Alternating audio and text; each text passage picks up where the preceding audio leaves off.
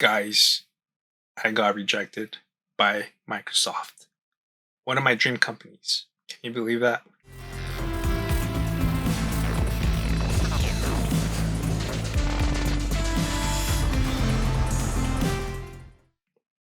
Let me talk to you what happened and my story with the Microsoft process interview.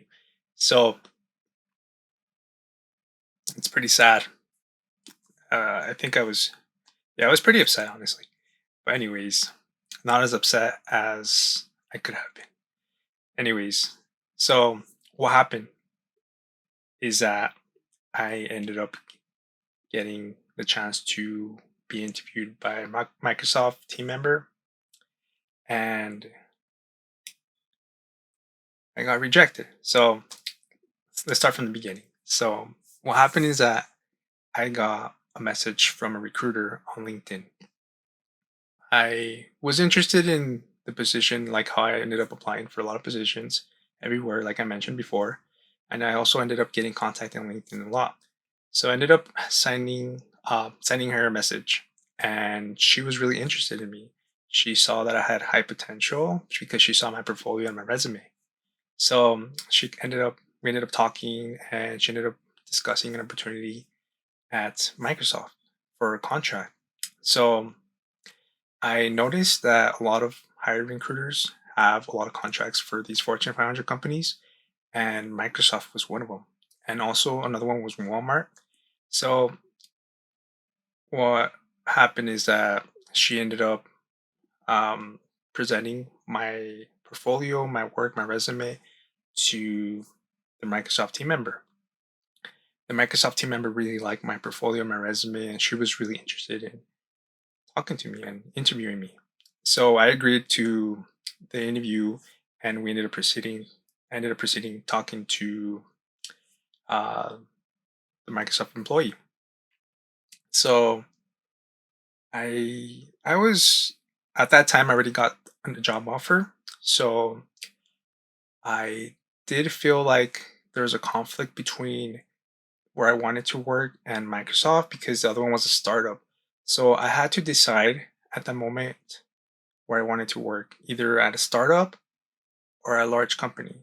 So I ended up like seeing the differences, like seeing how in a startup I can make a huge impact through designing and making like a rebrand for them, trying to do a lot of designing for them and a lot of also user research. So it was a combination of the both that I could do. As opposed to Microsoft, what I learned is that it's mostly user research. So that had me like question it, like which position do I want most and which one should I take? So I ended up proceeding with the interview with the Microsoft employee, and then we ended up talking about the position. So she ended up telling me like the numbers and what the company does and what the product managers do and the stakeholders. And basically she ended up just saying everything. And it was very useful information. Definitely she knew everything about like the product itself. So the product was actually Microsoft 365.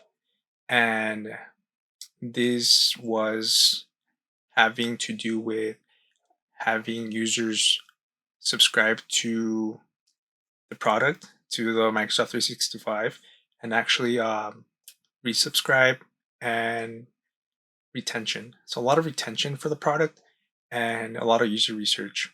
So I ended up discussing and asking her questions about the what they're doing and questions that I had that just came up. I just ended up asking questions. I ended up writing a bunch of questions down that I was going to ask, but I didn't ask those questions because she kind of answered those questions throughout the process. And also, I was curious to ask more questions based on her responses. And it seemed like a little bit more natural to ask questions based on that.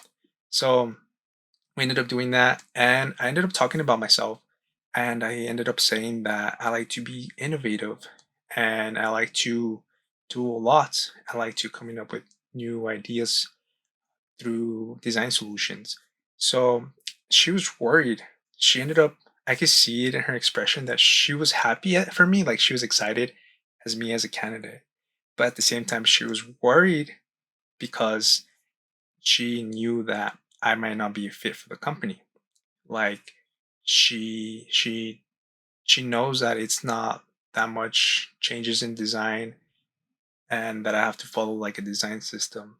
And it was a little bit like she knew that I might not like the position. And me myself, I was a little bit conflicted too. Like I might have shown it, but like not wanting to show it purposefully. How like the position might seem a little bit um, not as dynamic as I would like it to be. So overall, we finished the interview. She really liked me, and I liked her too. And then we ended up finishing the interview. It was like a 30-minute interview. So after that, I had two really cool recruiters that actually prepared me for this. They sent me emails and they actually met with me before the interview to discuss how to prepare for the interview. So I ended up doing all that, and then she ended up calling me, but I missed the call. But I called her back, and then she ended up telling me, my recruiter, she ended up telling me that why they didn't hire me. So it's really, really good to hear feedback based on your interview because you want to know what you did wrong and what you could do better next time. So she ended up saying that I was a really good fit, but she didn't see me working there because of my experience because I was more experienced and she might be afraid that I was going to leave and not comply with like the contract. So I I it was interesting honestly to hear that, and in a way I do agree because I want to do more and I want to design more. I want to do more user research. I want to do like a lot more than what Microsoft 365 would want me to do.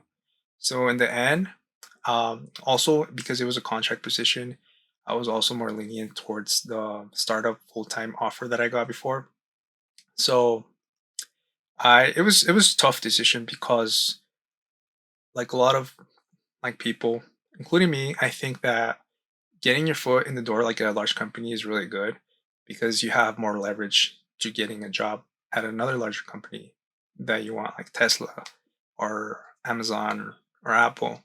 So you could actually get jobs at those large companies, but it's more difficult, especially since you need like more connections, you need more education, more experience, and you need to show that quality that you could impact businesses based on previous businesses that you have impacted.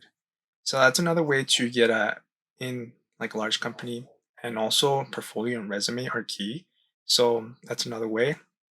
So you need a combination of everything to get into a Fortune 500 company. So in the end, that's how I got rejected at Microsoft. I enjoyed meeting the people that I met throughout the process, throughout the interview process, and it was great. Even though like I already got an offer, it was great to see what that possibility could have been. So that's how I got rejected by Microsoft. Also, I got another Fortune 500 interview for similar circumstances for Walmart as a UX and UI designer. I did see that Walmart is stepping up their game in the UX and UI a lot. If you notice, their application is a lot more better as in UI and UX. So I, they ended up, the recruiter ended up replying to me a little bit too late, or already had accepted the offer.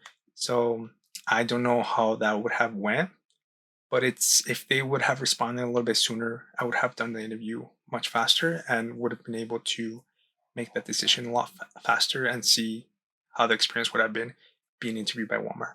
But they replied too late. I ended up already accepting the offer at a startup at a full-time position. So let alone these Fortune 500 companies, they offer contracts. So it's a lot harder because the job ends and that job security is not really there. So you have to keep searching after that. So consider that as well when you're looking for a job. And also, these jobs, these contracts do offer benefits. So that's really, really cool. So, anyways, that was my experience with these Fortune 500 companies. I got my foot in the door in Microsoft, perhaps Walmart, but in the end, I did choose a startup. Perhaps in the future, I would consider a larger company, perhaps.